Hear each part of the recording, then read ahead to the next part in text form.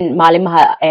ma iman karaysid miya mise what's the hours because aan ku iri labada cisho maaragtay lunchka it's going to be difficult lunchka ma samayn karayo markaasay kusii gabadhii okay how about we do this privately ba waxaan ka wada hadlaynay mugtahay companyga ama de companyga insurance-kayga bixinayana hadday wax dhacaan meesha wax ka dhacaan maaragtay companyga insurance-kayga bixinaya iyagu kama oga contract waxa ku qoran 3 jeer maalintiina u tagayo islaantan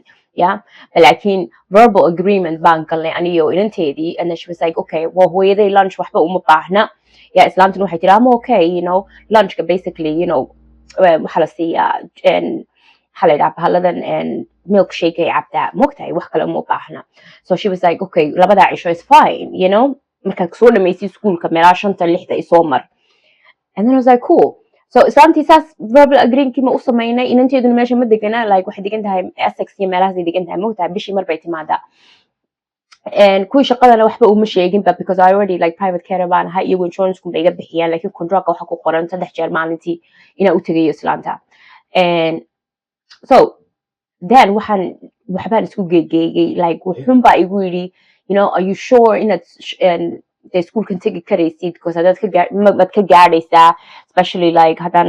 bas baan qaadanaya haddaan train baan qaadanaya haddana bas kala qaadanaya subaxii waxay noqonaysaa very difficult 9 barkii inaan schoolka classka joogo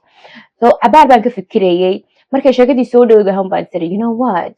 wallahi dhowr week baa ka harsanaa baan tiri what it's going to be impossible maka gaadhaysid and schoolkana waxay ku celinayaan you have to be on time waxaa soo xasuustay berigan college ku jiray inaan naagta waxaan isku maagnay badanka was just being on time mogtahay being on time ba isku maagnay because of inankaygu 6 bilood buu jiray so wixii baan soo xasuustay markaasaan what you're not even going to make it subax late baad noqonaysaa bal u yarkaadi ilaa inta shaqadan islaantani kaa dhamaanayso so schoolkii waan ka hadhay the art class kan rabeyna sameeyo waan ka hadhay and islaantii unbaa iyo the clientyadeedii kale unbaa iska waday maxaan ku idhahayay daxnaaneyntooda wallahi maalin kamida maaragtay subaxii baa u tegay islaantii subaxeedii waa diyaariyey medicationkeedii waxeedii waan siiyey waxaan ku idhi okay clientyadeedii kalaan tegay waxaan ku idhi okay waan soo laabanayaa kowda waqtigii kale oo koodiiba haddana u laabtay iyadoo meesha iska fadhidaa u tegay waxeedii baan u sameeyey abaar baan lasoo yar lugeeyey waxaan ku yidhi okay 7 soo laabanaya as usual